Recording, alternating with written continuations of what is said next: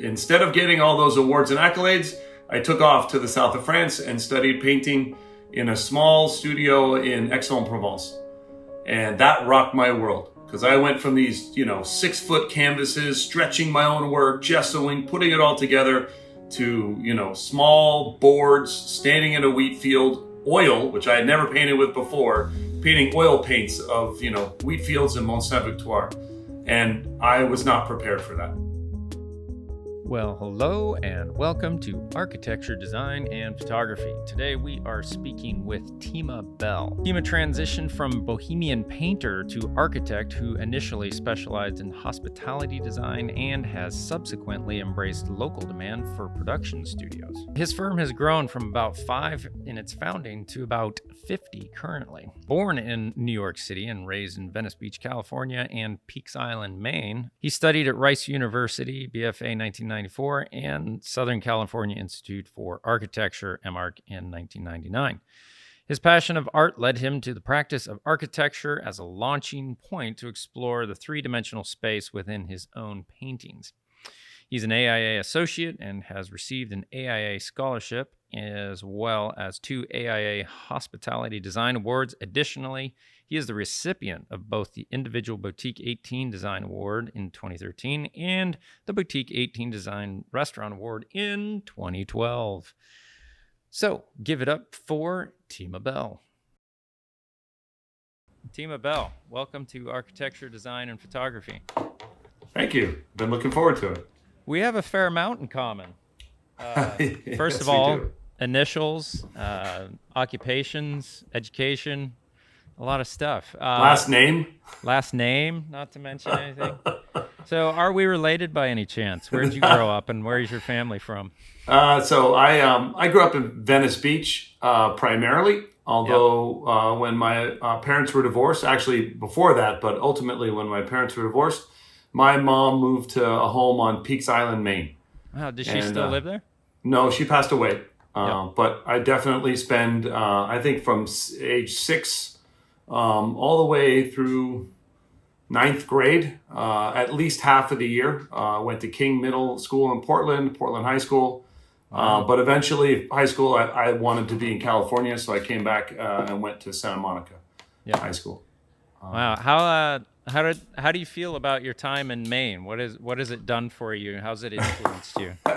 Well, it's pretty interesting. Venice Beach, where I grew up, is about as urban of a beach as you can get. It's not, you get the beautiful nature of the beach, but beyond that, it is an urban environment, and it's all of Los Angeles. Growing up in Maine, especially on an island off the coast, was wonderfully rural while being urban adjacent. It's one of the, I think at the age that I grew up there, it was very difficult. I'm in my late 40s, so this is pre-internet. And Maine in the pre-internet was not the most sophisticated, at least not where I grew up. So there was a lot of bullying and kind of a rougher mentality surrounding, the Americanology of Budweiser and Bruce Springsteen and all that kind of feeling. And I don't think I helped it by being a very active and avid Lakers fan. Walking around with a yellow satin jacket and, catching the ferry to Portland every morning was probably not the best way. I was quite the antagonist to that point. But you were really pumping up the from away. The funny thing is I actually loved being a Mainer. I loved that aspect of my life. I think Maine is, I think the people are remarkably, they're down to earth, they're honest. I found that obviously once Portland and the internet started adding some sophistication, the level of artisans that Maine produces suddenly came to the forefront. And man, coming back in my later years, you just recognize the exquisite beauty. As a teenager, it was really tough because, you can only fight back so much. But as an adult, when you don't have to do that and you can just enjoy, Peaks Island is beautiful. Portland is beautiful. The winters in Maine, I think, are some of the best winters that you can have anywhere because of the sort of sharp crystal clarity that you get. A winter in Berlin is gray. A winter in Maine is just, it's like looking through a diamond. It's so beautiful. Yeah, I went to architecture school in Michigan, which is like Berlin. Right. It's gray. It's very gray. Oh, it's horrid. So bad. I mean, I went to architecture school at SCI-Arc, so I was back in Los Angeles at that point. Okay. Yeah, you had a little more sun, a little more warmth. Yeah. So how much time did you spend in the World War II ruins out there on Peaks Island? That was great. Battery Steel. Some of the first underage drinking moments of my healthy beer intake. No, it was incredible. I mean, it was when I first grew up there. There was a commune that lived behind Battery Steel called Star Labs, and they would grow all kinds of food, and they had all these hippies walk around, and they were half nude all the time. And then later in my teenage years, it just became the spot to go and get drunk and light a bonfire or put fireworks off. But even to this day, when I head back to the island, I'll climb around. And interestingly enough, I did a study on all of the forts of Maine, because sailing, we would go to Fort George's in the middle of the harbor. Yep. And then I spent time climbing around Little Diamond and Big Diamond. So, I mean, it was an integral part of growth. I mean, those Star Wars action figures at those World War II installations was awesome. Right. How much exploring were you able to do on Cushing, just south of Peaks there? I've only been to Cushing one time. So I didn't do a lot of exploration, but it's always been that sort of imperial fort in the distance off the back shore, because it kind of juts out right at the corner. Yeah. But I didn't actually get to that. I think one time in my life, and it was for a clam bake. So I didn't really get to explore it quite as much. But definitely Pumpkin Knob and Long, even House. Everyone, I went to House, which was pretty special. Yeah. So. Yeah, we. Not sure I should say this publicly, but we've been on to Cushing Island and explored the forts, and they're the best ones in Casco Bay. But you're not supposed to, right? It's private. You just have to know someone that gets you on. But it's weird that I think the Fort George is public. But you have to get to the streets, which means you have to cross someone's land to, so it's a whole weird thing. But growing up, Fort George's, I mean, again, the beautiful thing about growing up in the late 70s and 80s is there was very little monitoring. So we would just sail out to George's, throw anchor, and go on thing. You can't do that anymore. Now there's Coast Guard security. They're looking for, a stopped boat. We go out there all the time. Really? Still? Yeah. They climb up and down? Oh, yeah. They let people out there now. Wow. Yeah. We have a boat. We'll go out, and that's one of our stops that my two boys love to see. They love to go and see, like, Battery Steel, and they're dying to get back on Cushing, but I keep telling them, like, we're going to have to go in the middle of winter or something now. So, yeah. How old are your boys? There's another comparison. I got two boys as well. 9 and 12. Yeah, mine too. Whoa. Mine just turned 13. Well, and to make the relationship a little deeper, I used to have hair just like yours, but mine got a little too thin up front and a little too straggly, and I just couldn't pull it off anymore. So I had to. This is all coming off after Halloween. I've decided I'm going to pull a John Wick, and then it's gone. That's it. Nice. There you go. So your background professionally, it sounds like first was more of an interest in painting that transitioned into more of a focus on design within architecture. Can you walk me through that and kind of hit the points that really are things that have deeply influenced you and persuaded your ways of thinking and what you believe about what you do and why you do it? Sure. It's going to be a little long, but I'll kind of lead you through the process. I'll just cut you off when it gets boring. Okay. I started off going to Rice University, and I was actually an opera singer. Oh, wow. Okay. I was, I had made some all-state achievements in high school. You got me there. I'm not an opera singer. There you go. A number of music schools came after me, and the Shepherd School of Music at Rice University just seemed incredibly appropriate. The size of the school. Didn't really worry about Houston. I'm always exciting. I've been a traveler my whole life. So, but after 1 year of opera, I realized that commitment was fully, like you couldn't do anything else with your life. And I didn't really want to do that. I wanted to explore a lot of opportunities. So I started studying painting, drawing, and creative writing and literature. I've always been an avid reader.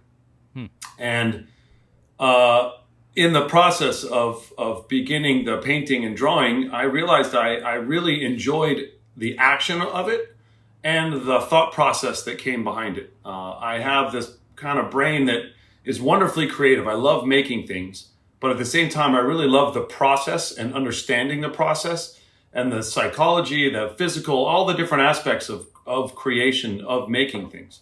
And rice was wonderful. Before you go too far there, walk me through, this is something that really interested me, people's concept of what creativity actually is and how it works, and the psychology of it, how it works for you. Can you explain it in a way that almost seems like you're going way too deep and like it's hard to understand, but how it makes sense to you, if you know what I mean? Sure. I mean, look, I actually just went to a journal workshop, and they had a great quote, which is, everybody is creative, but not everybody's an artist. Okay. And I thought that was really interesting, because that's the best sort of description I can give. The creativity aspect is something we all have. Right. Stacking a block on top of another block, doing a sketch, a drawing, a doodle, writing something, that's creative, right? For me, the artist portion of it is really understanding where it's coming from and how it's put out there and why it's put out there, and being able to explain it. Not everybody falls in that category. I mean, Basquiat is not a great discusser of his work, right? He didn't have wonderful memoirs or a diary or even conversations. He just did. So his creative endeavor was purely kind of straight out of the primal source. He's a great creator. I think we all can be great creators, but for me, the artist is actually somebody who can engage with that creation. And that's sort of the tact I took in learning. Putting paint to paintbrush does take a certain sense of technique, and there's a little bit of learning involved, but frankly, anybody can put paint to paintbrush. So I thought that quote at the journaling workshop was pretty appropriate. And I had never heard it so succinctly. Everybody is creative, but not everybody is an artist. Right. Okay. Yeah, that's interesting, because I've been working and struggling with that concept for a while, and people have always, in speaking with me, when I've interacted with them for a while, I've said, "Yeah, you're really creative." And I don't quite know what that means, and I'm not really. I don't consider myself an artist, because, like you're saying, the act of creativity with a vision to actually say something, that's more of a concept of an artist to me. That there's a desire to say something that reveals the truth of their own experience, that is the truth that we all connect to. If an artist can really take that and communicate it through a creative means, that to me is artistry, if you will. Sure. But a beautiful thing of that, it's not reliant on one medium.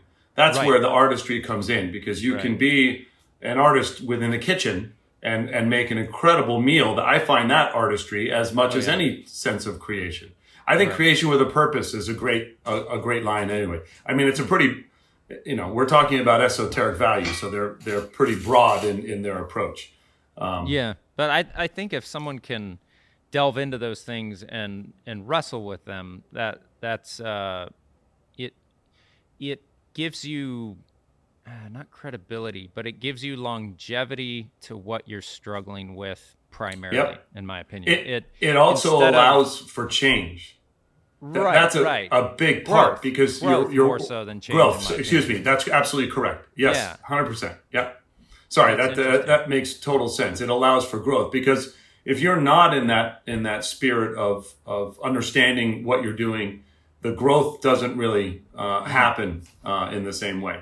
Right. It seems that you can struggle with something for an amount of time, and you can work with it creatively, and you can get to a point where you kind of master a technique and become something through that. But until you really until you kind of break yourself on that, it's not until that point that the growth happens and that deeper understanding and the true light of it all shines through on that other side. Because I watch that in even in like athletic endeavors and everything else with people. They can come to a point where they grasp it and can do it really well, but it's not until they contemplate the whole thing at a much deeper level that they start to understand why they do it, what it brings to them, and what they can communicate about their life through that thing. That then becomes this much more meaningful thing that has that longevity to it. And can alter specific growth. I mean, Neil Young for me is someone, like, you look at how his music kind of morphed and shifted and grew throughout the periods. And he had some horrible music in the 80s that, was difficult to listen to, but he kept, I don't know if you saw recently, there was a Geffen documentary where Geffen actually sued Neil Young because the music was so horrible. And Neil Young said, you're paying me to create. What I create is not up to you. I just thought that was just remarkable that he was able to stand on such solid ground as an artist to say, look, it may suck and it may be something terrible, but you're not paying me for hits. You're paying me for my creativity. Right. And if you can't do that or don't want to do that, then I'm not the right artist for you to back. Right. And we've seen, Neil Young from the early, kind of twangy country from, Crosby, Stills, Nash and Young, all the way to like the Dead Man or the later stuff now that he does. And it's really an incredible oeuvre of work with some really horrible periods in between. And that is a really beautiful artistic path. Yeah. That Dave Chappelle has a line that is similar to that, where it's something like he was telling a story where he was just absolutely bombing, I think because he was too high on a set. And he is like, you guys aren't getting your money back because I don't get paid for the successful attempt. I get paid to show up and do what I do. And sometimes it works and sometimes it doesn't. And you don't pay if I'm successful in this. You're part of this process in totality. Him bombing on that set helps form how his work progresses, and that's, that's an interesting we're all part of it. And then to that point, when I went to Rice, a couple things influenced me. I had these great teachers that were very abstract based. Karen Broker, Vasilis Poulos, they were painters, drawers, and everything was about being able to discuss your work.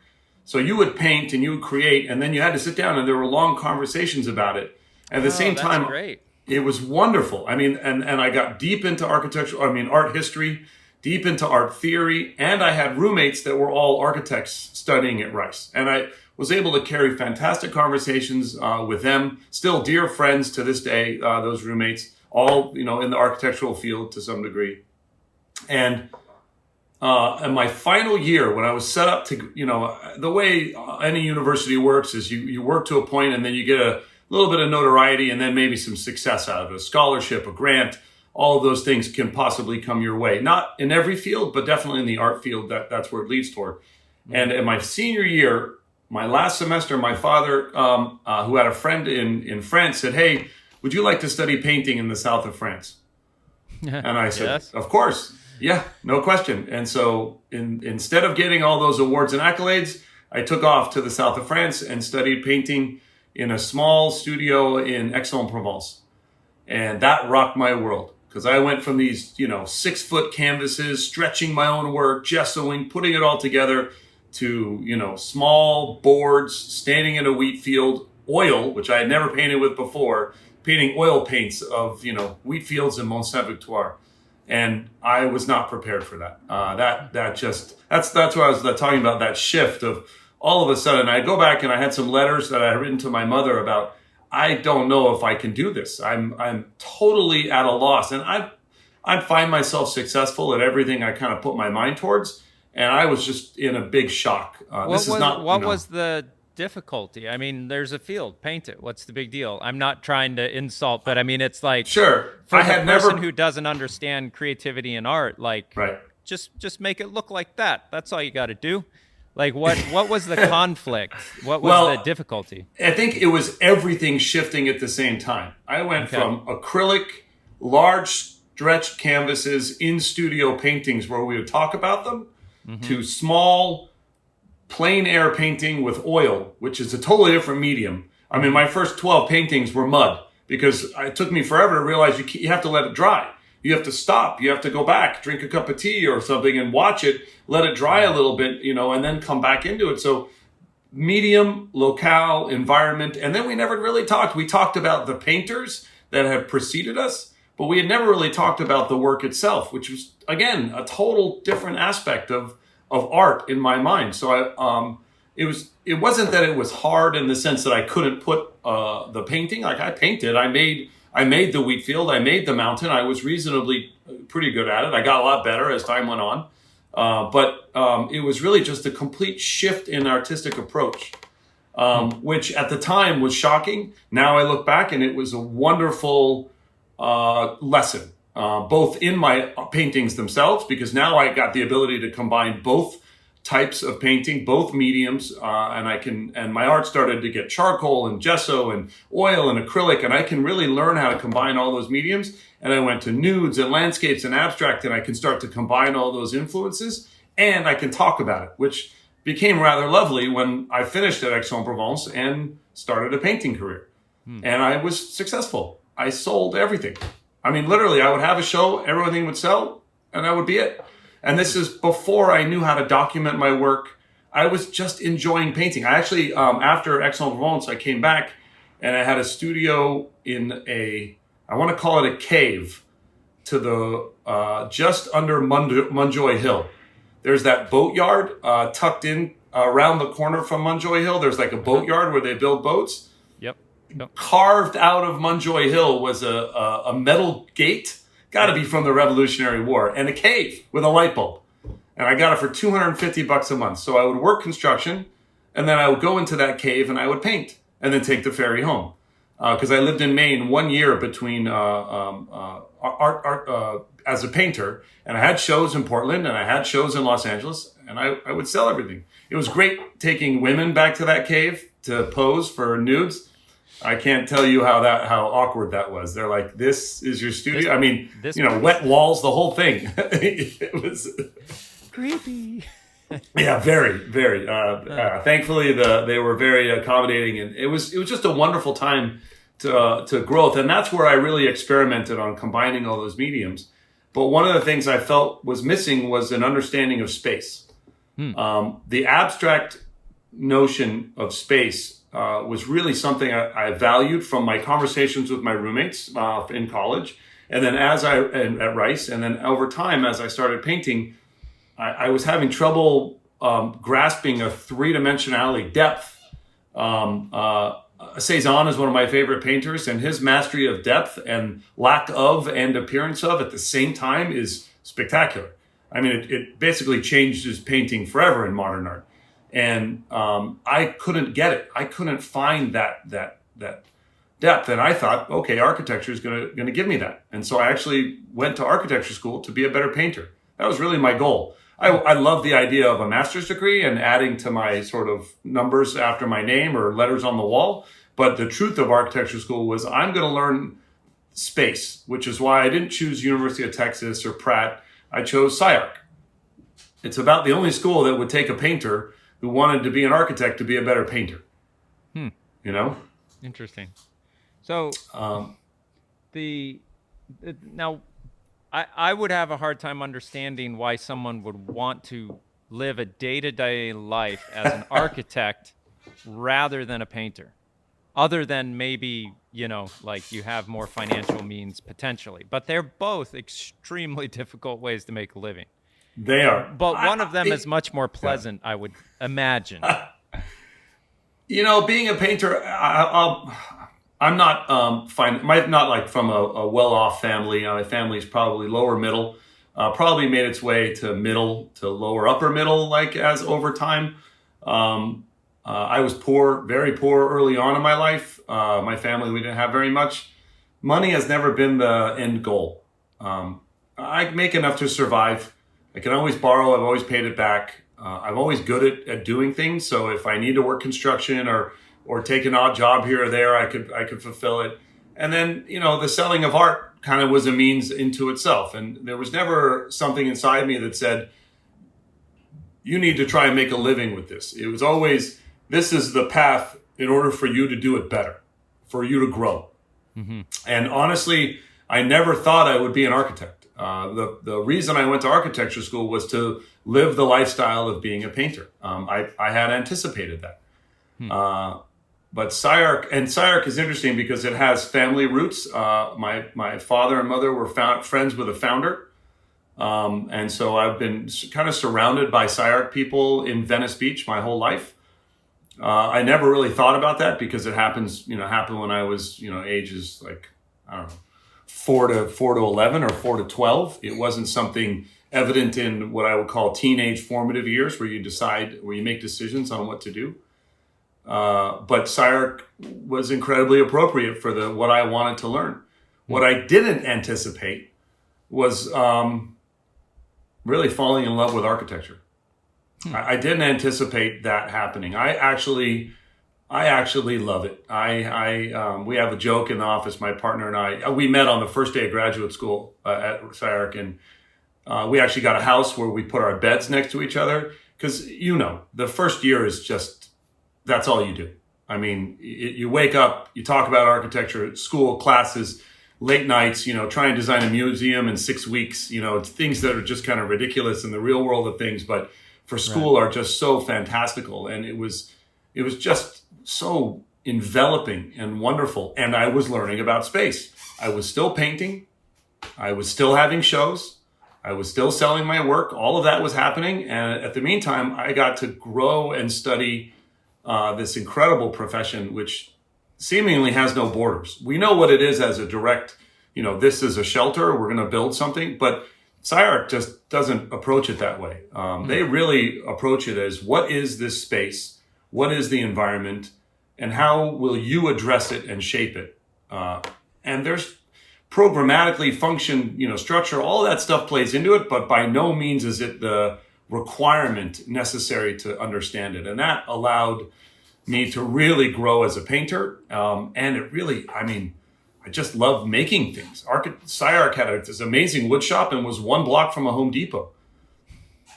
It sounds like SCI-Arc was very philosophical in its approach and study and inquisition into design and space and experience, and put the technical aspect of it a little bit more in the back seat. Sure, that happened in later points, but the wonderful thing, at the time that I went to SCI-Arc, craft was still a big part of it. I was the last, I think you're probably around the same age as me, late 40s, right? So 45, yeah. Okay, I'm 49. So we're of the age where we had most of the analog before digital, right? And so the first year of SCI-Arc, CAD wasn't part of architecture. No, not at that time. Like even 5 years before I went to school, CAD was just a blip on the radar. We were drawing. Yeah. So my first year of architecture school, I drew everything all the way up until my second year. My partner and I decided to go to Lugano because SCI-Arc has a studio in Lugano earlier than everybody else because, why not take advantage of it? And it was amazing. Lugano is about just outside of Milan, which is famous for Giuseppe Turani, who's probably the greatest sectional architect that's ever been. You can argue about some more modern ones, but he was just fantastic to study. And we traveled through Prague. It was just an incredible experience studying architecture in Switzerland. And then we came back to SCI-Arc. And we actually started our own company. He has this kind of the same mentality as me. While I love learning about it, I like starting to put it into practice. And we had this amazing wood shop, so we started building furniture for people. And then from the furniture, it grew into work in and around Los Angeles. And by the time we were done with school, on top of painting all the time, my partner, his name's Scott, we had built probably about 30 projects in Los Angeles, varying from furniture to restaurants from the ground up, additions on the sides of houses. We had fully engaged. And we designed all the SCI-Arc graduation parties. And it's a great thing when Tom Maine walks out of a class and looks at what you've built and is like, that's pretty impressive, boys. It's freaking Tom Maine, he's got an Elcro key. This guy is incredible. So the growth at SCI-Arc went from analog to digital, but because I had that beautiful growth into digital, it was really spectacular way to do architecture. It's a very interesting transition between the two, for the reason that one of the things I've been thinking a lot on has been just emotions, why we have them, what they are, where they come from, that kind of thing. But something so emotive as painting, to then turn it into this far more objective thing of actually creating physical space. It's like you're learning a subjective process and utilizing it in a very emotive manner that then translates through into a very objective thing that other people really experience. Where with being a painter and an artist in that sense, you take your subjective experience and you translate it into a direct objective interpretation of what you were experiencing that other people can just view and then experience emotion from that. Whereas you've now translated your process and experience that is highly subjective in painting and technically educated yourself, but done it through a school that's highly subjectively oriented and philosophical in that manner.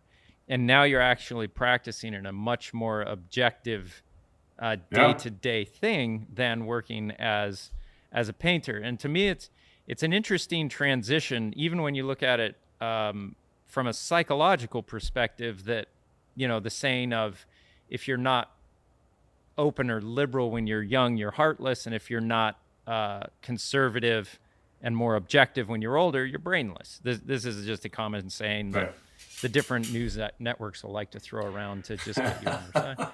But that idea that, pre-midlife, you're absorbing the subjective experience and kind of lightly regurgitating it, and after midlife, you're far more interacting in a far more objective manner, and in many ways devoid of as much emotion as you might have experienced in the first part of your life. And that's a weird thing for me to understand and to experience in my own life, that so much responsibility and processing of subjective experiences, I think it has something to do with midlife, that you come to this point where you understand that I've absorbed a lot of what I'm going to absorb, and I have to now turn that into something where I start to objectify myself into being a creator or the difference in this world, essentially, now. Yeah, I had a mentor in Italy. His name was Michael Green. He's an English painter, friend of my father's from back when my father was living in New York. And my father was an actor. He was surrounded by all sort of artists back in the 60s and 70s. I think he was even at Warhol's factory at some point, but they asked him to do something disgusting and he quit. So, but Michael Green, this painter in Italy who I was studying with, said, look, you can be a sponge. By all means, be a sponge, but at some point, you got to squeeze it out. Yeah. You can't just keep absorbing. At some point, you got to squeeze and put it forth. And I think that's kind of what you're talking about. And I actually think about that comment a lot, because I love being the sponge, involved in all these, being involved in experiences and all these travel and all this stuff that can happen in the world. But there is a point where you fill up, and as an artist, I need to put it out there. And you're absolutely right that at a younger point in my life, it was much easier to put it out in the two-dimensional space of painting. But as I've grown and understood architecture, it's now moving towards the functional aspect of architecture, and it's actually grown beyond that, which we'll talk a little further as I continue. I'd love to hear more about that. Yeah. So what was wonderful about SCI-Arc is we finished school and started a practice immediately, a design build practice. I got you there too. You did too? You design build? Right. Well, right out of school, yeah. we did. We'd started design practice right out of school. My business partner at the time had had finished his IDP because he went right through from high school into architecture school, went right through, did his IDP. It was just a machine. Where I was kind of like, I'm going to go surf for a while. I'm going to go live over here. I'm going to do that. I was a little more, So he was 3 years ahead of me, and we went right into doing that. And our practice lasted for 3 years before we each were like sick of each other and wanting to kill each other. And at that point, we're like, we miss being friends. This whole thing is not as valuable as being friends. Why don't we go back to being friends? So, yeah. We're actually, it's funny. We had a very similar. So our practice actually started in school. It was called the Sullivan Bell Design Consortium. We loved bringing in different people and different friends to do work with us. One of the things that my partner and I are really proud of is not having a lot of ego about our work. Like I said, we were terrible at documentation, about signing our name places. It wasn't about my work or our work. It was just about actually being in the process of creation all the time. And we just made some amazing projects. And Hollywood was kind of blowing up at the time, and we became known as nightclub designers, and we were growing in popularity. And in the meantime, life hit us. Various aspects of life hit my partner pretty hard, and my sister passed away after about 6 years, and that was it. We similar situation. We realized, I was doing projects on the side in our own firm. It was just really not productive. And at that time, I had been painting and I had been showing. And the Israeli consulate asked me to do a painting exercise for 20,000 people at Israeli Festival in Los Angeles. So I had never been to Israel, but I did a study of the four regions of Israel. I put together these massive canvases, brushes. I kind of held this whole event, and they're like, "We can't pay you. What would you like?" And I said, "Well, I'd like to go to Israel." I think it was a way to grieve from my sister. My father is Jewish, so I've had Jewish roots surrounding me my whole time, and I felt an affinity towards the religion. And I thought, a trip to Israel is going to bring me closer to a spiritual understanding of my sister's passing and how I can relate to it. Because I was fine. I was crying on the way to work at Starbucks. It was just really hard. So they offered me a 1-year artist-in-residency in southern Israel. So I turned to my partner and I said, I got to stop. I can't do this. I'm going to Israel for a year. Let's shut the business down. I'll see you when I come back, and we'll figure out how we can move forward. So we closed everything down. I think I left a little bit early. My partner doesn't let me forget it because I think we weren't done with a nightclub.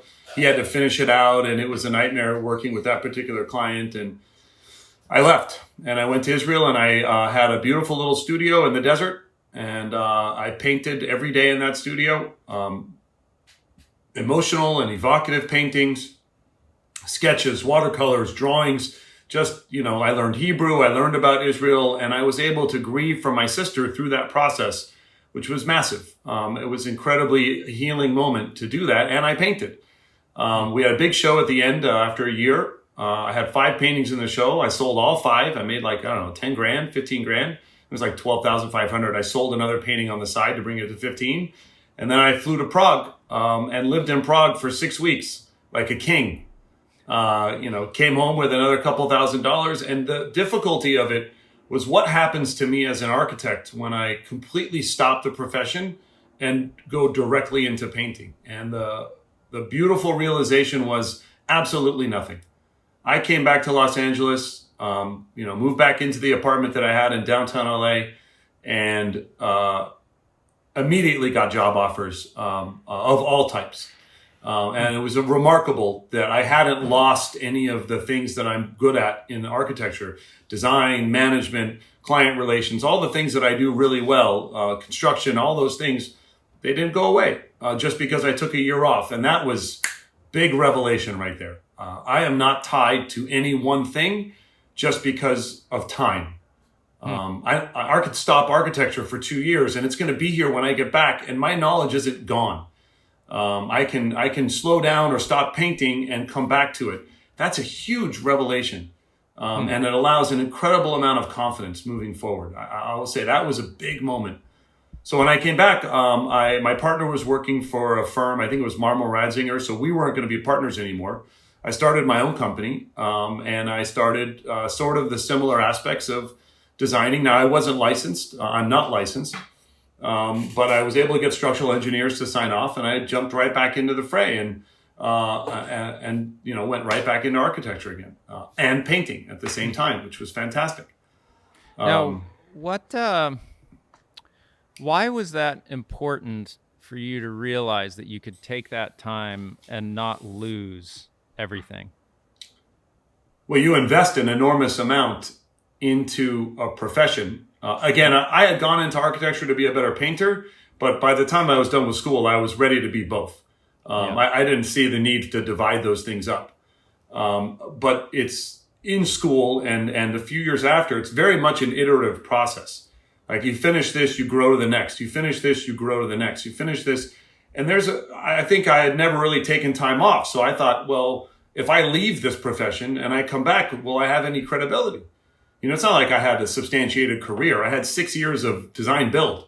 There's contractors with more experience than that. So I was nervous about about losing enough credibility that I couldn't put myself in a similar position. I wasn't licensed, and I had never worked for anybody. To this day, I have never worked for anybody.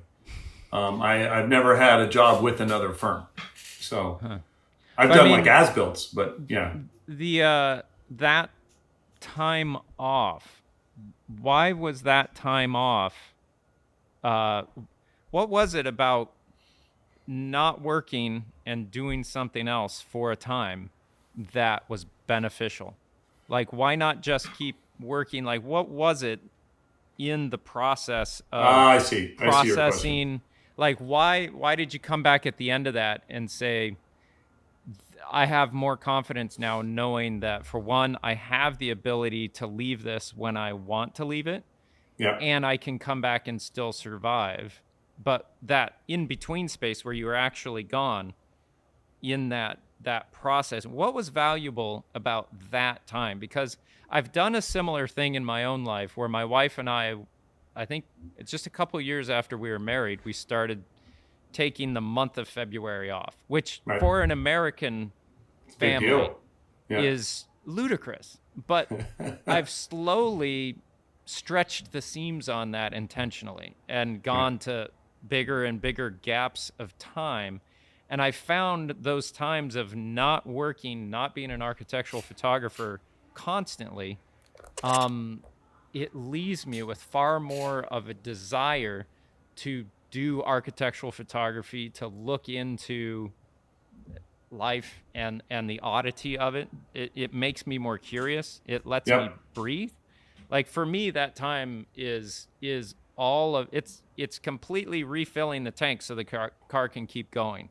Right. And it seems like everyone else is just continually driving and not filling the tank. And in our culture, I just cannot imagine how someone could work a job that they're so about and have like 1 to maybe 2 weeks off a year. Right. Like, how are you a sane person at the end of that? Yeah. So I will say I'm not so about what I do. If I was so about what I do, I wouldn't do it. That's a really big part of my life. I am so passionate about. But a lot of people would call that like an absolute luxury, like, because I agree 100%. And frankly, to mention it, I've actually for a while I had this thing of the 5-year plan. I'm going to work hard for 5 years and then take a 1 year off. And that's kind of what the Israeli mentality is I'm going to push incredibly hard in this profession and then take a year off and then come back and push incredibly hard and then take a year off, which I did again. But I started to realize that similar to you, I can actually it's a nice thing owning your own company to be able to step back. Financially, there's responsibilities, but as long as you can maintain those, you can afford that time off. Which I've been able to do. I'm in complete agreement with you, and I don't know how people don't do it.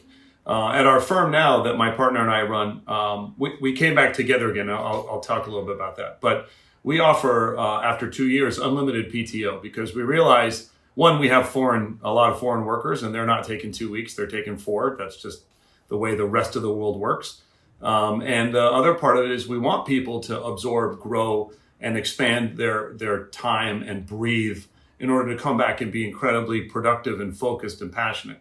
And I think that's what that month of February probably gives you. Like you said, you come back refreshed, but it's not like you drop photography the month of February. You're just not working. And that's a totally different mentality. I don't want to say that while I was in Israel, I didn't think about architecture or engage with it. I just wasn't working on architecture. I was focused on the painter side of me, the more painterly side, right. Which was what was incredible about what I learned in that time off from the practice of architecture was exactly kind of what you're saying. The time to breathe is important.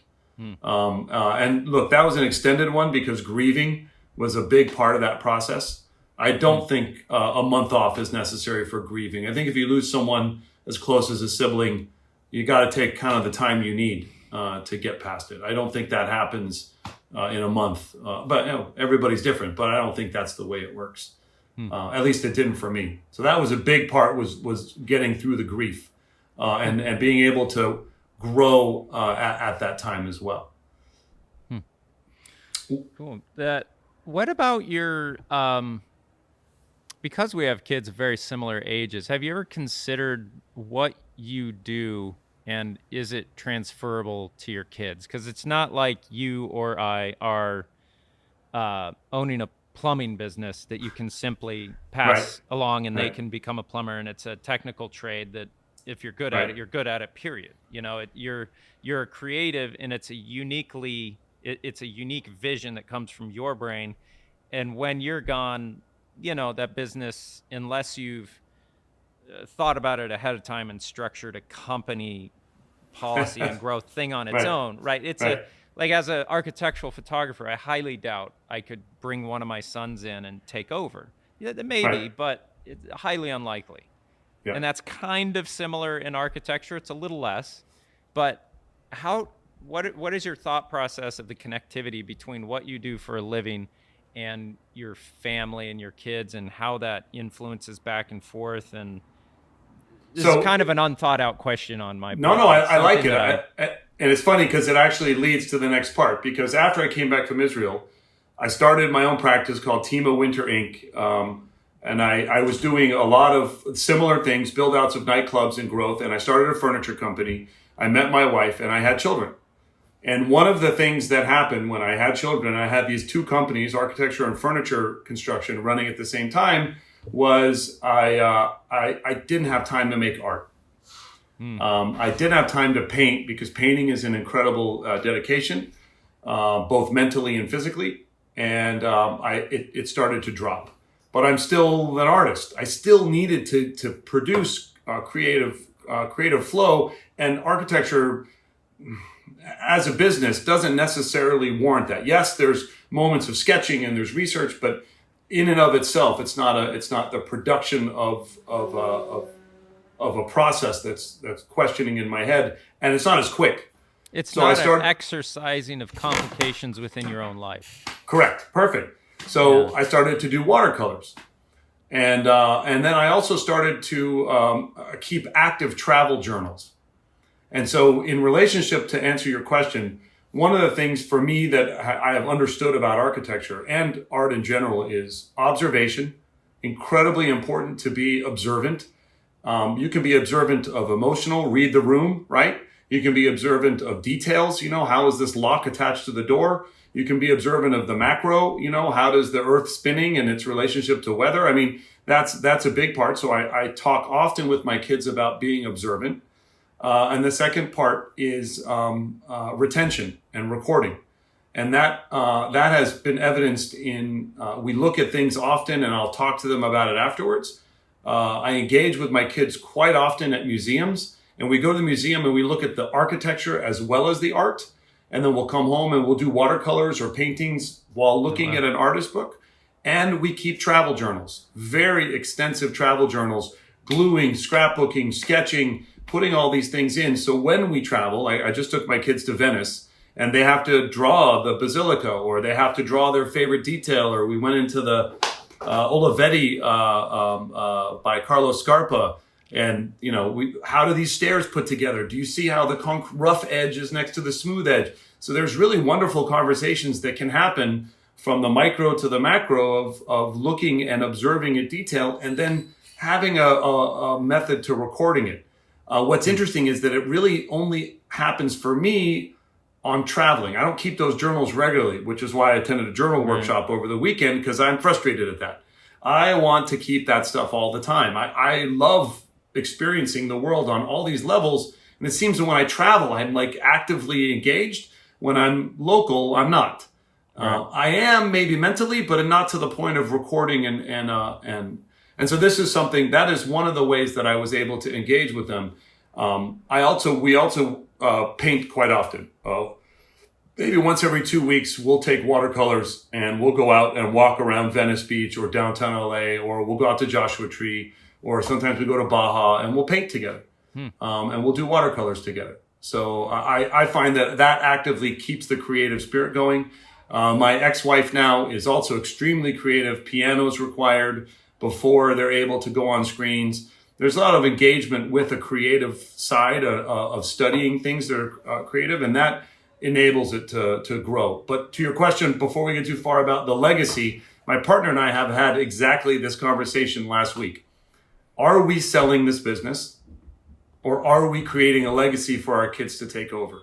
Right. And it's incredibly difficult to make that decision when they're at the age that our children are, because I have no idea. It's not like there are some kids that are predestined. You can tell what they're going to be, but the majority of them you can't. And I have no idea what my kids are going to do. For what I'm doing, what I'm known for, and what have some modicum of respect for doing and how I do it, I didn't know I was going to do that until I was like in my early 30s. Right. And it's not until like the last, 5-10 years that, people know more about me. And are you found some success. Yeah. People are actually like, oh, we're so happy to work with you. That thing in a career, it doesn't happen until a point. And you just don't know. I mean, especially someone like me. Yeah. You don't know. And I constantly am looking for change, because like you're saying, you don't sketch when you're at home as much as when you're traveling. There's something about that. To experience something for the first time, or to experience something that you just is new, for the first time, right? Experiencing something new, the only way you have to interact with it primarily is emotionally. Right. Because you can't reference the previous time you experienced that.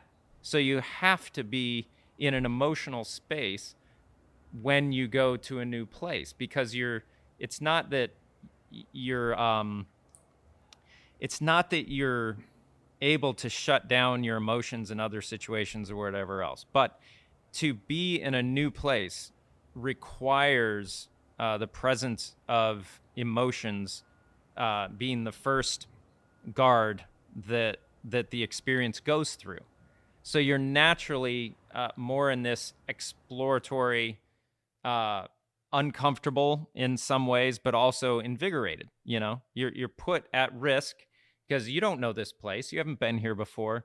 But it's like all those things about what you use to subjectively take things in. They're all in this heightened state. And that ability to experience places for the first time, you can do that all throughout your life, but it requires that you travel. When you're a kid, you just walk out the door and it's like that. New all the time, Yeah. I'll talk to my kids about it. I'll say, you know what? Let's approach this day like we're tourists. Right.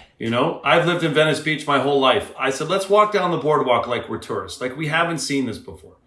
Let's go to downtown and go to this museum like we haven't been here 5 times. Let's look at these paintings and look at how people are dressed and what they're drinking and eating. And let's look at it because, you go to Europe and everything, the metric system, everything looks different, feels different. I think that you can, in the same sense that you can look at something with a painter's eye or an architect's eye, right? I think you can look at your environment with a traveler's eye, even if you've been there before, even if it's familiar.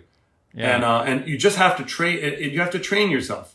You have to give yourself the ability and say, okay, I'm gonna wipe away my preconceived notions and my sensibilities and my understanding of where I'm at, and really approach this as if this is the first time I'm walking onto the MoCA campus in Los Angeles. Oh my God, they're so attractive, or whatever. I mean, you just start looking around and realizing, who people are and what is going on around you. And it really can be spectacular.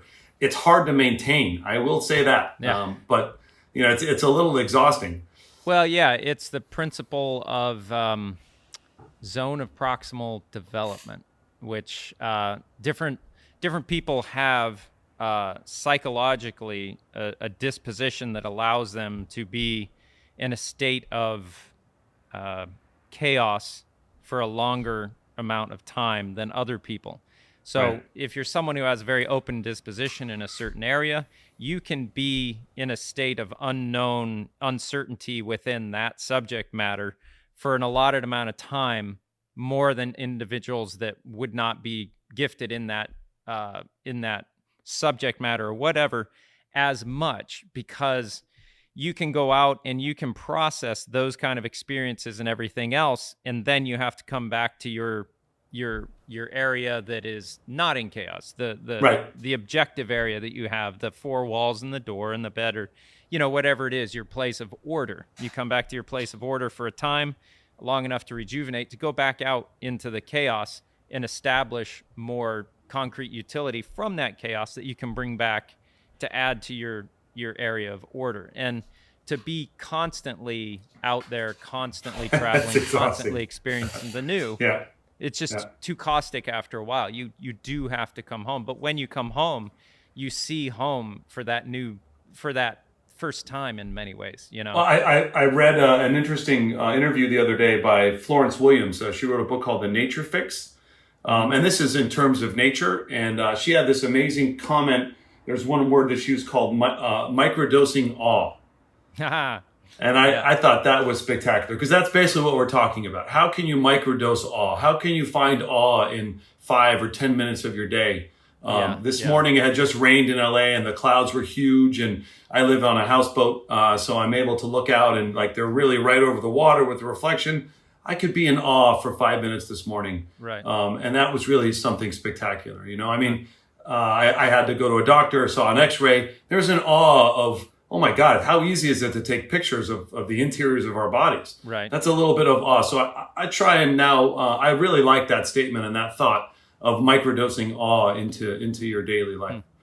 Yeah, so that concept of awe as a psychological thing is interesting. And I have a question on my wall at my home office that, what does awe inspire you to do? Does awe inspire you to worship and not question, or does it inspire you to inquire and question? A lot of people, when they come into the presence of awe, they do not want to mess with it. Of course. They just want to perceive it and not question it. And then other people are like, wow, this is incredible. We must know more. Right. Now we must pull apart, which is to treat whatever it is that is making you have this experience of awe. You essentially have to then say, I'm not going to treat whatever this is that's giving me awe. I have to not treat it as sacred. I have to treat it as simply something that appears to me in some way to be chaos that I need to venture into, understand more, and bring back, Yeah. Agreed. I mean, I love that sensibility. I think I'm both. I think I have no problem sitting in awe, and I have no problem. I often like to investigate and discover more, only because it leads to more awe. Right. Yeah, that's a thing that truth is a horizontal proposition. That's a good one. I gotta write that down. As soon as you see something on the horizon that you have a question about, you venture towards that thing on the horizon. But as soon as you get to that thing and you get that answer, the horizon that it was on has moved past it. And there's something else now that relates to that thing just out on the horizon again. And it's constantly, as soon as you make it to where that horizon was, more questions, more awe is waiting for you. Right. And it's, that there's just endless amounts of, there's just so much out there to know, which I think an experience, and in that process of knowing an experience, experiencing produces that wisdom that I think there's a huge amount of wisdom hidden within great works of art that is why they connect with so many people and why they're valuable. Yeah. Like that's the most sneakiest form of wisdom, in my opinion. Weird way of putting it, but no, I agree though. I think it's great. I mean, I took my boys to the Museum of Modern Art in Los Angeles a couple of weekends ago, and it had new work in there. So it was a lot of things I hadn't seen before, and they hadn't seen before. And the variable question is, why is that art? Why I could do that? Why? And that I love that, because then I can say, I don't know. Why do you think it's art? No, not just do it, but why do you think that's art? That's a great question. Let's talk about why that's art. What is that? Is there any power to it? What's happening there? And the most beautiful responses and discussions come out of those questions. So to your point, the wisdom isn't always necessarily what the art is putting out there, but it's also what you're absorbing and what you're engaging in. And especially when it comes to children, it's fantastic to have honest discussions. Sometimes they look at it and go, that's awful. I can't stand that thing, Sometimes they're blown away by how complex it is. I mean, Damien Hirst stuff is incredibly complex, even though it's repetitive. So, but you see a wall of butterflies. What is that? They just put butterflies together, but it's so beautiful. How is this affecting me? And you just get some really wonderful conversations. Why is that beautiful? Right. Why is that beautiful? Yeah. That's always been a weird thing to think about for me, is that modern art is I know I'm very undereducated in the art realm, but it seems modern art is far more abstract, and that seems like a function of a response to the technical advance of our own societies. So we've come to know so much and understand so much that where does art go at that point? Because it seems to me that good art is pushing into what is unknown to bring back something to give, to inspire. And the only way to do that, when you've conquered so much of knowledge and technicality of just everything, essentially being under our control in so many ways, that the only place for art to really go to find more is into these very abstract areas that produce these conversations around value and meaning and what you do with those things and why we do it, rather than the realistic interpretation of things, which used to be considered far more the standard practice of art. It's interesting. I don't think you're wrong, but I think you missed. I think you might have missed something in that. I miss a lot of things. Well, only in that there's a really wonderful duality that maybe wasn't there at the time of abstract art's emergence. Mm-hmm. We go to museums to see art, art that's good, right? Okay. But the art we have in our homes is markedly different often than what you see in a museum. I would be more apt to buy a watercolor landscape than I would an Agnes Martin painting, right? A series of lines on a paper. It's not that I wouldn't buy the Agnes Martin. If I see a beautiful landscape, I'm probably going to want that to hang in my home because I have a relationship with its reality. Then I am going to want to hang something in my home that constantly makes me question where I am. Now, I'm a very strong art historian, so I have all different phases. I actually got lucky. I found a Giacometti print at a swap meet. So I'm looking now. I have a salon wall in my room, and I have Mont Saint-Victoire, and I have a Giacometti, and I have photographs, and I have both abstract and literal art hanging. But I think that the majority of both all religions and cultures prefer the representational in their environment and prefer the more abstract or obtuse types of artwork as something that they go somewhere to view and discuss. And I think that has been heightened a lot by our relationship. And I'm not talking about the kind of graphic stuff that's out there right now. I'm talking about true created art. Yeah. Not sort of like the Star Wars poster or something like that. I'm talking about like the actual, do I want to buy a landscape or do I want to buy this piece of abstract art to hang in my home? I think the large majority is going for the landscape because of its representational feeling. So I think our relationship with art is very emotional in the sense of its proximity, as much as where we view it in an environment as well. Yeah, that's a interesting take on that helps me understand why a project I did in the past that was successful did not sell a single thing. So we did a project where we got access to prisoners in the Maine State Penitentiary, and we had them write a letter to their younger self. Then we took the letter and used Photoshop to put it into the portrait around them.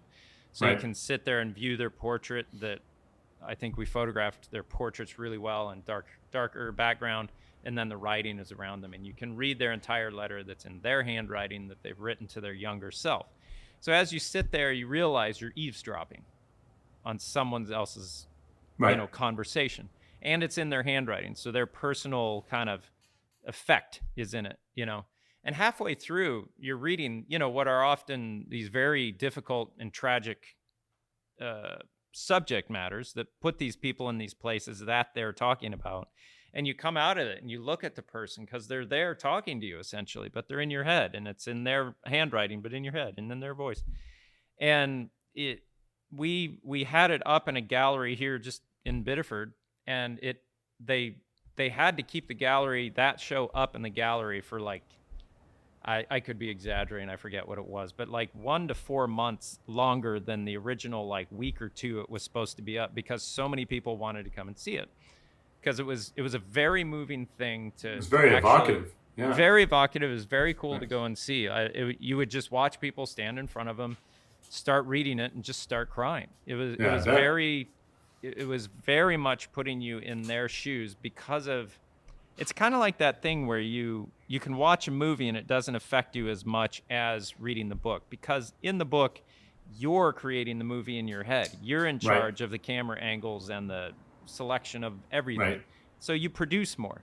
And in that process of viewing that documentation, docu-art is kind of what I would call it, you were more active as the viewer. But they were for sale and people could buy them, whatever, but no one wanted something that haunting in their home. And even after it was up there, there was still a lot of requests for people wanting to come and see it. So it was hung in the hallways of one of the mills here in Biddeford. Eventually, the workers took it upon themselves to take all the photos down. I mean, in their huge life-size photos, the workers themselves took the whole installation down because they did not like having to see it every single day. Right.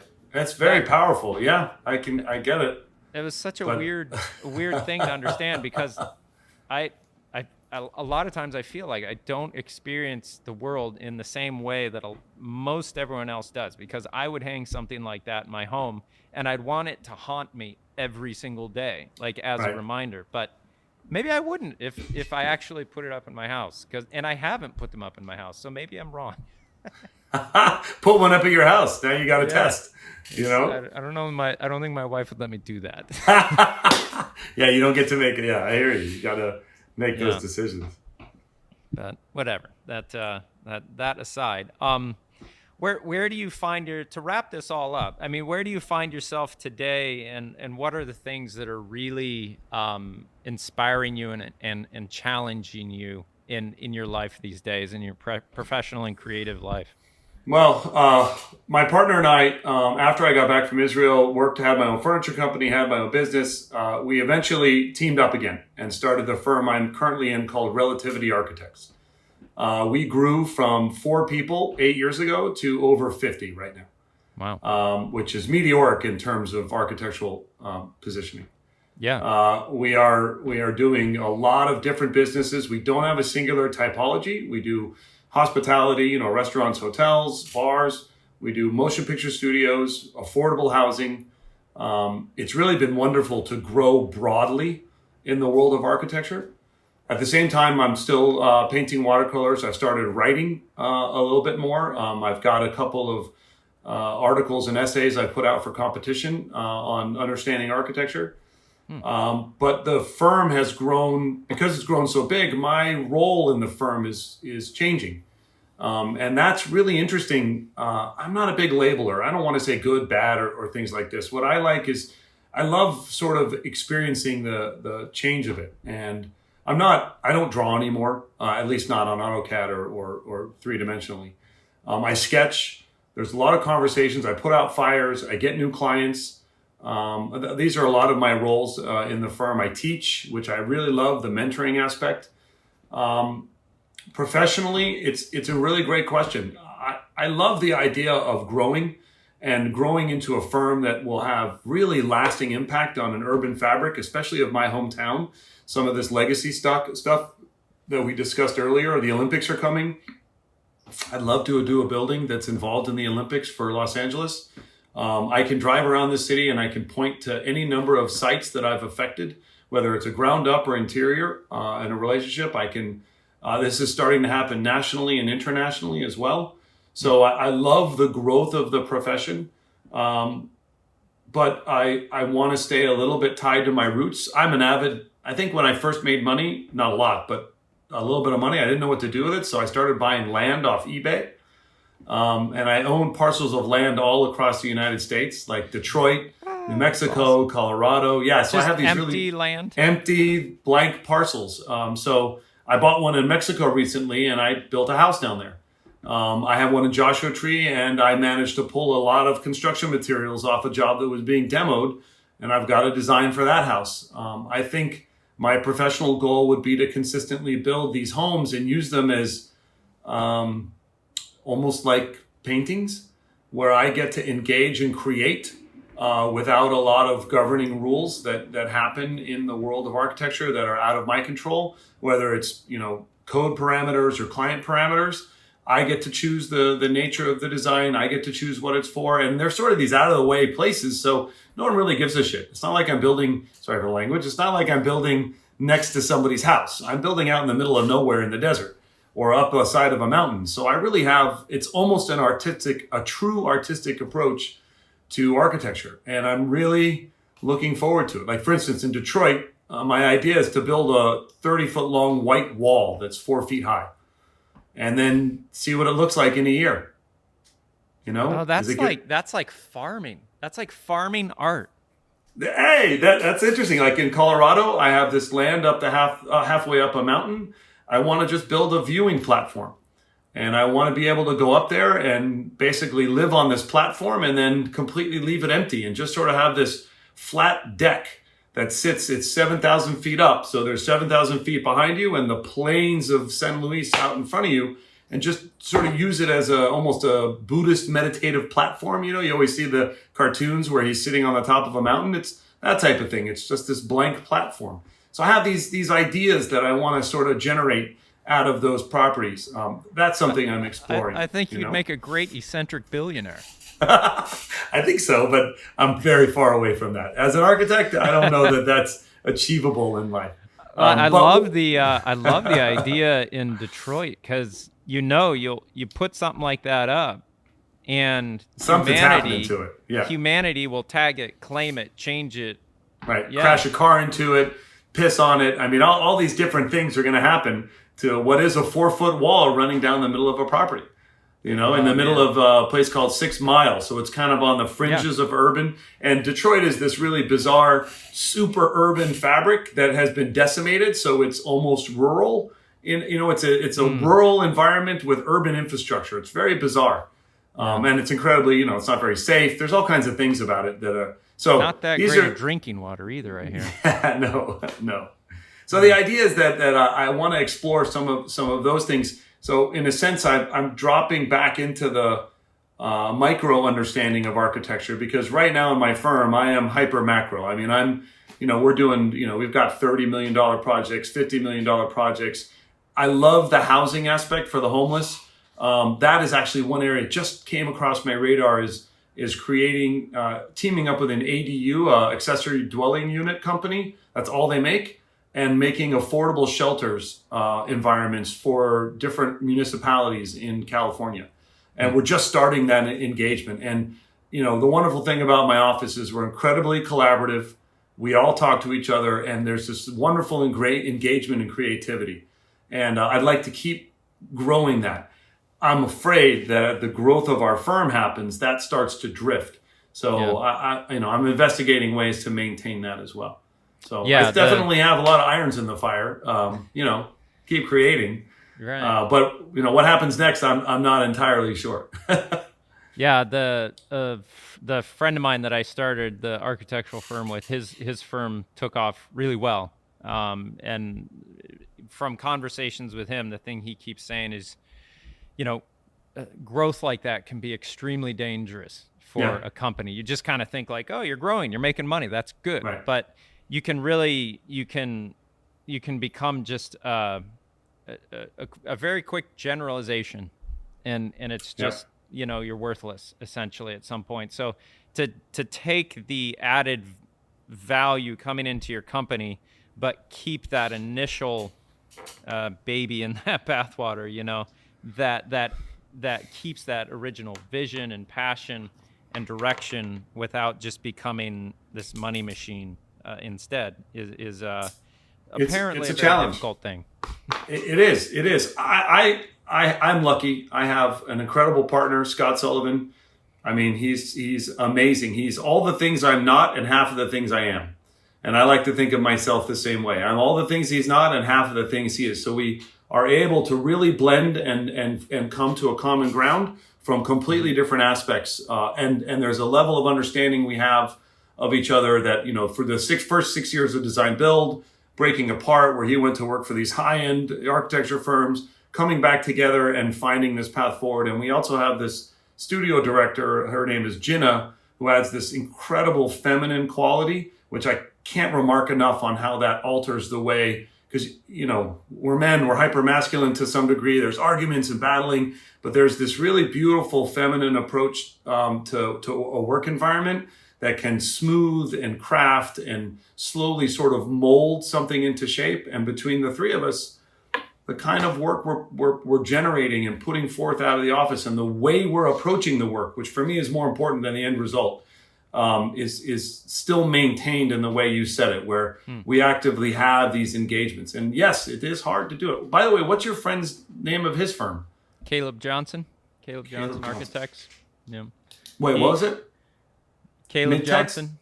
That's the name of the firm? Yeah, Caleb Johnson Architects, Caleb Johnson Studio. They've gone through a couple different branding kind of takes on it, because at the same time he's trying to start a business that becomes a business that can self-generate income. Sustain itself if he were not even present. So he Right. doesn't want to hinge the whole thing on just this single, Yeah, that's what they don't tell you in architecture school, is that you are essentially a waiter. It is a service industry. Yep. You quit and it stops. It doesn't carry on for you. So, we started engaging in development and investing in the projects that we're involved in. And that's actually been wonderful to generate income back to us and the company itself to keep things going. Interesting. That's been the path, because I think at a certain point in your life, you realize, I can't do this for my whole life. I have to find a place where I can stop. And architecture is not securing, enough wealth that I can take 20 years of my life off. Right. I'm not going to survive. So it is about proper investments. And in the field of architecture, development is an obvious investment. And we've been lucky. We've been pretty successful. We found a few companies and developments to invest in. And similar, I think, obviously to Caleb, he's creating, whether it's a furniture line or a product line or a type of service that doesn't have to have him involved. That's something we're looking and investigating as well. I asked because I had a friend who went to Michigan and started at SCI-Arc and worked on a design build company that generated into architecture and started doing stadiums and hotels and clubs, but I don't remember the name. So I'm going to look it up and see if it's the same one. Out of Detroit. Where did you go to school in Ann Arbor? I went to school in the southwest part of Michigan, about 20 minutes north of Notre Dame. So I'll list a known school to orient you to my unknown school. What is your unknown school? Andrews University. Andrews, okay. Yeah, it's no name, little school, but it had a really good. They had an incredible architectural professor there. My first 3 years, Arpad Ronasegi, who I think is in Atlanta now at the art college there, but he was a very passionate, he was all over Renzo piano and the mixing of all these different, even just mediums to express your design, as far as using a computer to manipulate hand sketch things, and just the passion that he had for everything and designing new rather than repeating we had these other professors that would be very dedicated to arts and crafts or classical, and it's just a repetition of these things, which to me felt like drawing with a stencil a little more so, which works, and you get a lot more failures when you're not using a stencil, so but to some degree, but I'd rather take the risk and do it that way. And that interest and passion was always just something that it just ignites other fires, and it's really interesting. That was a great thing about SCI-Arc. We had that similar thing. Michael Rotundi for me was the one, the first initial morphosis. I had him for a couple studios, and that passion that fell. I mean, it's infectious, and it's just so much fun to create around someone like that and be able to ask questions. So I agree. Right. That kind of thing can drive you forward. And a less design-oriented question to wrap this out. Do you surf? I do. I do. I'm not great. I surfed in my 20s and then I stopped. I'm a basketball player. That's my number one sport. Okay. I played in China for a bit. Really? I have. Yeah, I was. It was definitely a bucket list item. I had stopped playing college. I played some 3-on-3 stuff, won a few tournaments, and then someone asked me for a tryout, and I absolutely dominated the tryout and got invited to go play in China for about 6 weeks, which, got paid to play basketball. That was heaven.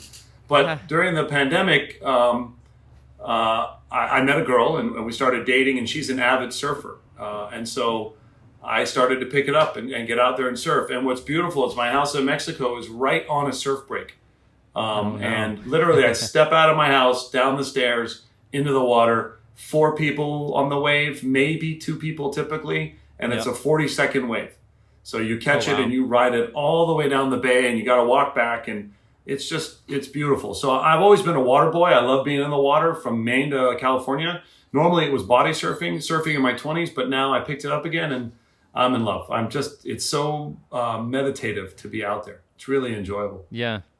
Interesting. When you mentioned going down to Baja, I was like, he must surf. Do you surf? Do you ever surf in Baja? You said you surfed before. Oh yeah, you're out in Ventura every once in a while. That's kind of why I do everything that I do. Probably. So you can surf? Deep of a. Yeah. Wow. Pretty much. Well then, next time you're out here, hit me up. I'd be glad to take you down there. This wave is it's super special. It's like the wave at Sunset in Malibu. Mexico, or are you in Baja? I'm in Baja. It's 3 hours south of the border. So you got to drive to the border, and then from the border down, it's 3 hours. I did a trip into Baja where we went by Salsa Puertas, we went by San Miguel, we went by Porto, and we probably got close to 3 hours into Baja before we. Did you get to Cuatro Casas? Doesn't sound familiar. All right. Well, I'm just telling you, when you're here, hit me up. We go on surf trips all the time. It's about 40 homes aligning this gated area. It's on a point, and everybody in those homes surfs. And so, but you never seem to get them all down at the same time. So you have these wonderful old school surfers. It's longboarding waves. They don't barrel. They just, they have a beautiful soft crumble break. They're big enough that at times I can drop in and you can only see my head, and I'm 6'5". So they're good shaped, good sized. And they're just a really just beautiful experience to be out there. So yeah, wow. By all means, let's go. Otherwise, I'll come up to you and we'll go to Rincon because I haven't surfed that yet, and that looks spectacular. Yeah, we first would go to the Outer Banks in North Carolina because we had a friend from California that owned a house on the Outer Banks, and during February, no one would rent it. So he'd be like, yeah, you can rent the house for the utilities. So to go from Maine to the Outer Banks in North Carolina in February was a treat. But the last year we went there, like the pipes froze. It was horrible, like as far as the weather. And so we were like, we're making a little bit more money. Maybe we could, save all year and get enough to like get plane tickets for us all. And we could just spend the month in California. Wouldn't that be great? And so we started doing that. And I have a friend who owns and lives on a boat in Ventura Harbor. And I'd been out there, and C Street is just a really, really fun little wave for kids to learn on. And my boys have learned on that wave. And then there's a lot of other spots like Rincon, but also some really powerful beach breaks that you just have everything in that area, and just a lot less people than LA. So we're from where we stand, Ventura, we're about 10-15 minute drive from Rincon. Rincon. Wow. Anytime between the middle of January and early March, if you feel like doing Rincon, hit me up and we'll go up there, and it'll be crowded, and you'll maybe get one wave. Well, the great thing about Mexico is I take my boys down, and there's a group of other kids down there. Oh, nice. And between the dads and moms surfing and the kids just basically running around, it's an incredible place. One of my friends has a home down there. It's how I found out about it. He actually, during the pandemic, moved there for 3 months and ran his whole business through the internet and just, surfed and hung out with his kids. And they went to school on a Zoom. So maybe not this year, but maybe next year, instead of Ventura, you might want to consider Baja. It's pretty spectacular. So we'll find our way down. Yeah, I just met a guy. We were out camping in the White Mountains, and we were at this train trestle bridge. And we were on a train trestle bridge, and all of a sudden these 3 people show up because they knew the train was coming. We didn't know it was coming. He's like, oh, okay. And this one guy set up, and he had a drone and a camera and everything else. And I got talking to him, and he's a programmer from San Francisco, but he can be anywhere. As long as he keeps an apartment in San Francisco, he'll get San Francisco pay. And he can leave for extended amounts of time as long as he's available for business hours for 3 hours during business hours. Wow. So, I was like, to my son, I was like, Simon, see, this is what I was telling you about. If you know how to code, you're always going to have work if you start there, And this guy was just out hiking and enjoying life, and then worked when he, needed to work. And he did 3 hours at the hotel. Yeah. Yeah, right. So anyways, it's been really interesting talking to you. I really appreciated your insight and the cross-pollination of artistry, creativity, and how you've worked that into your business and how successful you've been. I really want to see how this wall in Detroit turns out. I hope you do it. That would be I'd go higher than 4 feet personally, because you just get more. You'd farm more art, That's true. You could do the whole art. You could do the whole wall and then just cut it up into pieces and sell it. That's it. Or show it at a museum, like lift it out of the ground and show it. Yep. Yeah, yep. like no, believe me, it's there. Yeah, somewhere in Detroit, you cut the wall up, and then it's on the walls in Detroit. It's like here's actual local art, Right. But, yeah, that'd be interesting. And just exit through the gift shop. You'll be fine. Yeah. So, all right. Well, Tima Bell, thank you so much. Thank you. We'll cut and see you later. All right. See you later.